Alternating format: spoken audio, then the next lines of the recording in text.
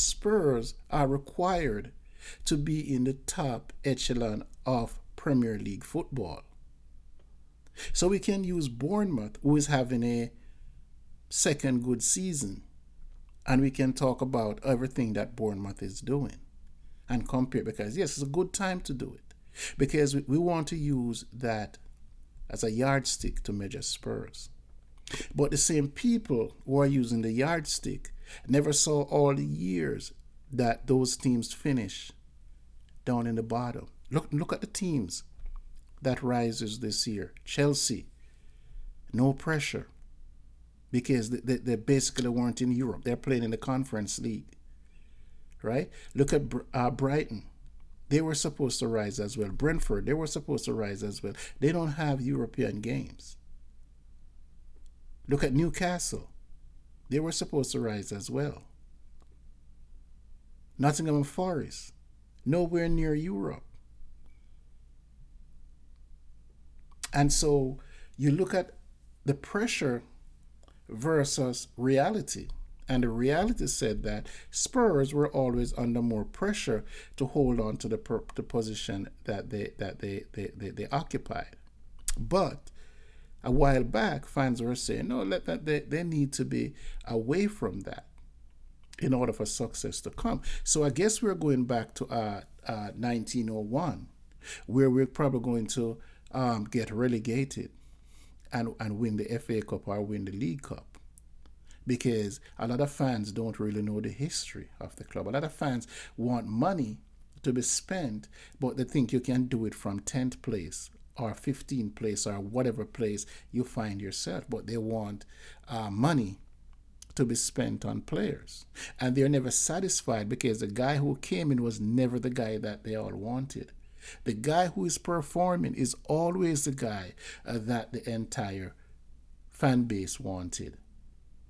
If he's not performing, if you said to me, which a lot of fans do, Solanke, we're going to use Solanke. Solanke is $65 million. It does not matter what I want. It doesn't matter if I like Tony.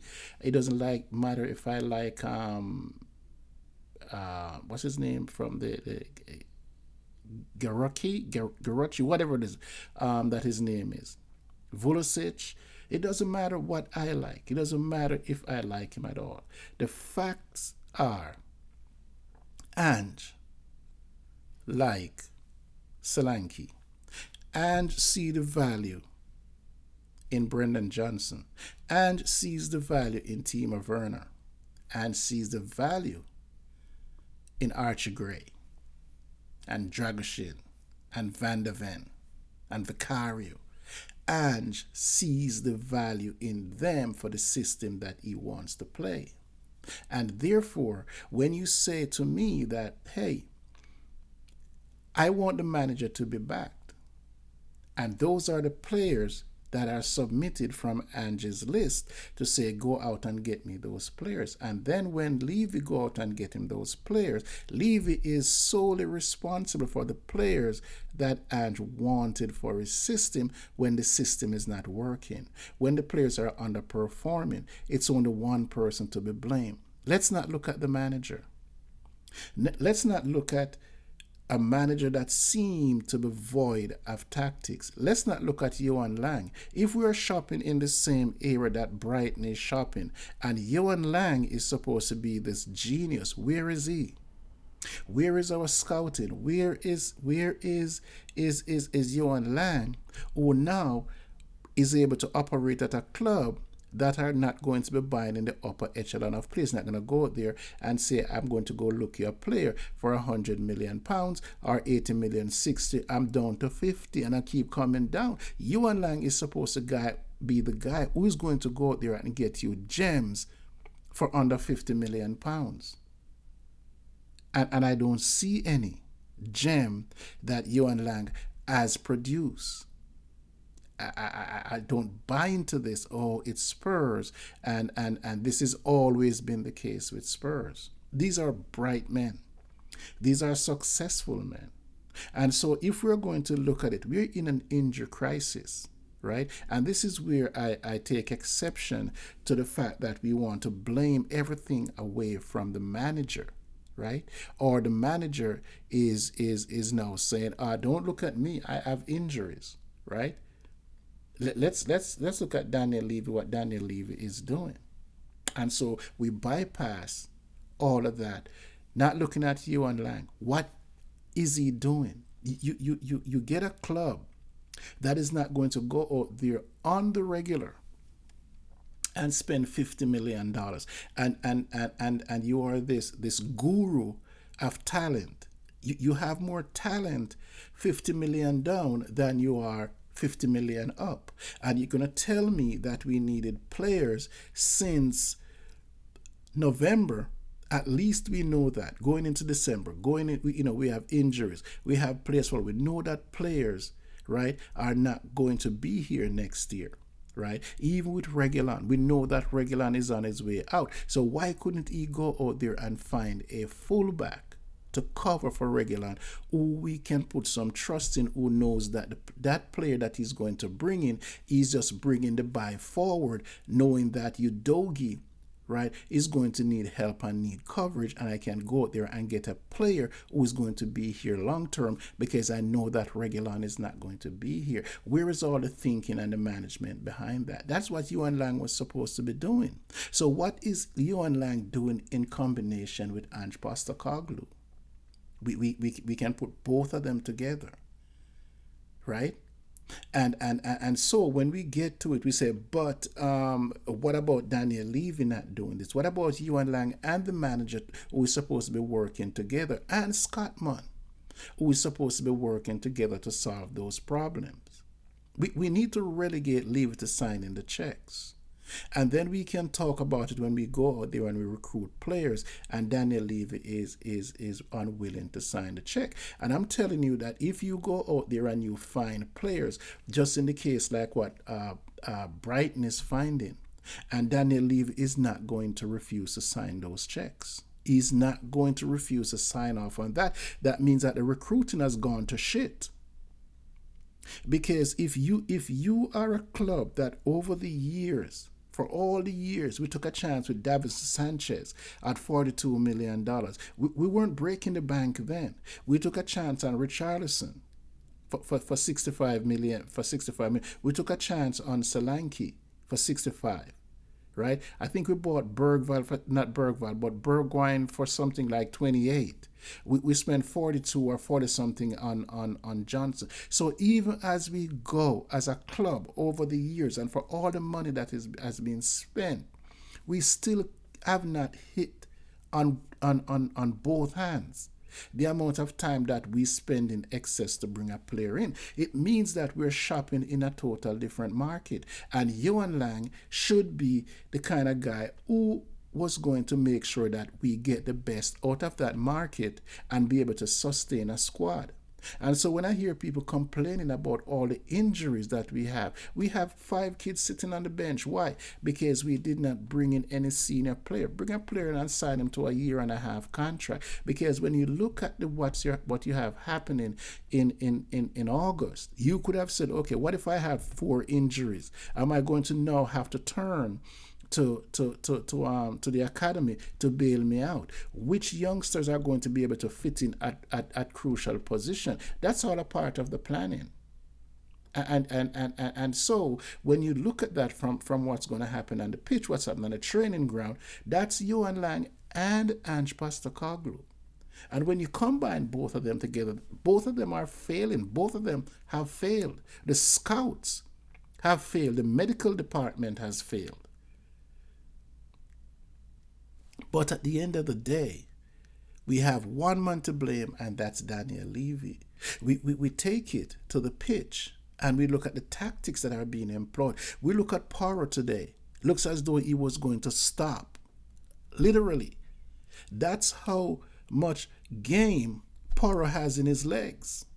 And we're looking at it, and we see Reguilon on the bench, right? We see the blessing in disguise. These are just management.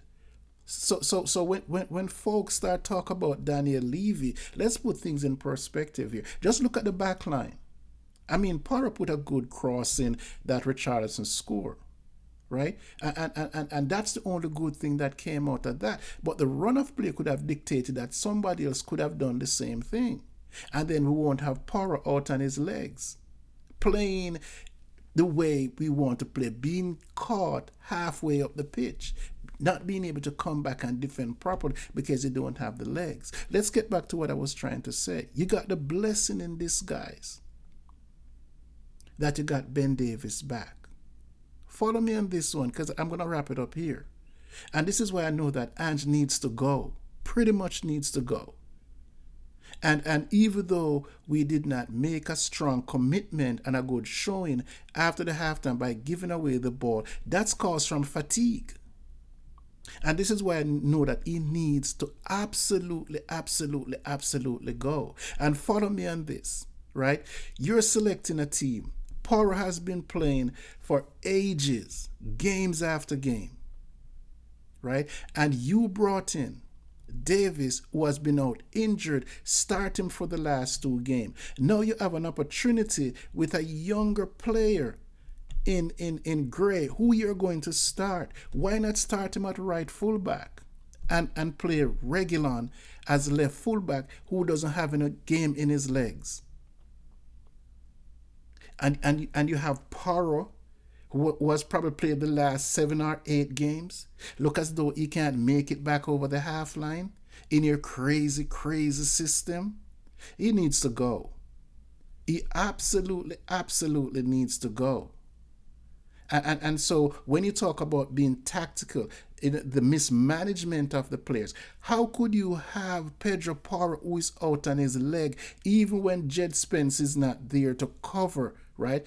Jed Spence was the cover at left fullback, and you're in a crisis, and you move Archie Gray, who can play on the right, right? And I'm giving you whatever he has in his legs because he's a kid, right? And you have Reguilon, who has more in his legs to give than Porro on the right, and you start Porro and play Gray on the left with Reguilon sitting on the bench. You tell me if that makes sense, when you could have gone back to that later in the game by shifting Archie Gray over to the left if you don't want to give Reguilon 90 minutes and bring Porro on, so you put some rest in his legs. You tell me that that's a manager right there. And I'm just talking about the back line all by itself, right? I'm talking, Dragushin, right, who has been there. Why not play Archie Gray next to Davis, who's younger, and give Dragushin a day off and start Reguilon?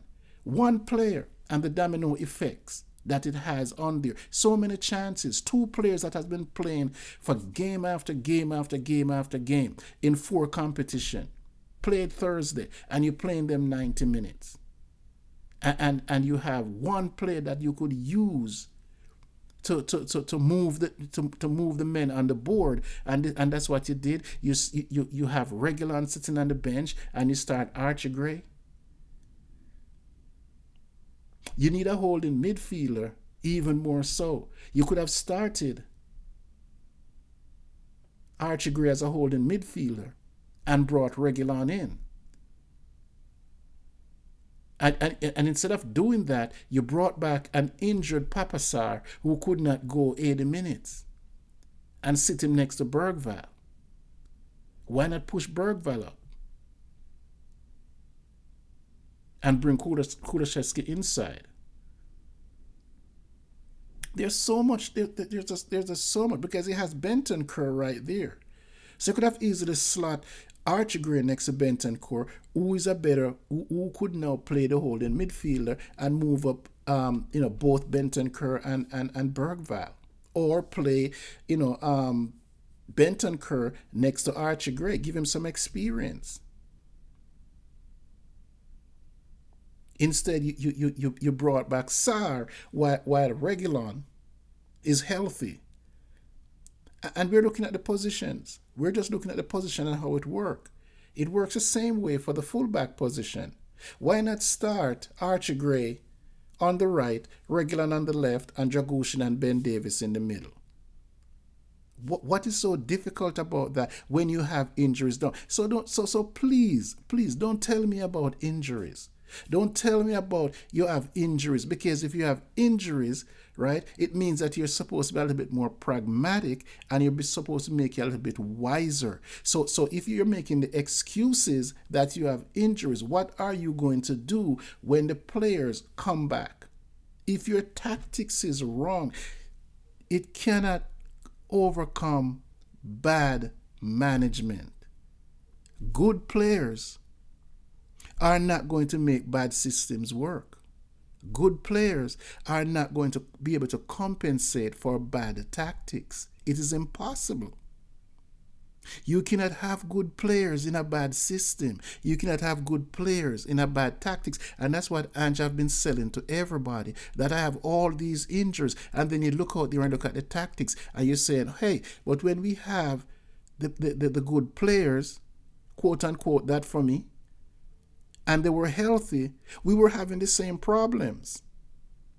So now that we have the injuries, you're telling me that when they come back, they're going to make your bad system better. You're going to tell me that they're going to make your bad tactics work. Give me a break. I'm out of here. This is absolutely absolute bullshit. This guy needs to go. If I have not said it before, I'm going to say it again. He needs to go. Tactically bankrupt, tactically inept, too stubborn to recognize what's going on the pitch. Poor management. I hope by the time I post this and I go back, I see that Daniel Levy do the right thing and fire this man, because I just can't take it anymore. He just absolutely need to go. Too much evidence. Too much evidence. It's abysmal. The decisions. You have Richarlison, who looks like he's the only one who's capable of scoring. Richarlison encourages crosses to come into the box because that's his forte. Richarlison encourages crosses and unsettling the defense in the box because that's what he's good at. And you pull Richarlison to put Son, who has been ineffective all year, up the middle. He needs to go. He absolutely, absolutely needs to go. You're not going to have good players, again, being able to overcome bad tactics and poor management. It absolutely does not work. Every other club fired their manager for being inept. We holding on to him in hopes that something is going to happen. And we're talking about the FA Cup, and we're talking about the all the other cup. Okay, who give a rat's ass? If we're going to play this way, we have absolutely no chance of winning. There's no evidence that we can advance beyond the position that we are playing this way, even when the other players come back. So don't tell me we got to hold out hopes for players to come back. Good players don't make bad system looks good. It absolutely contrary to everything, to logics. It is not logical. Absolutely not logical. Bad system brings down the quality of good players. Period.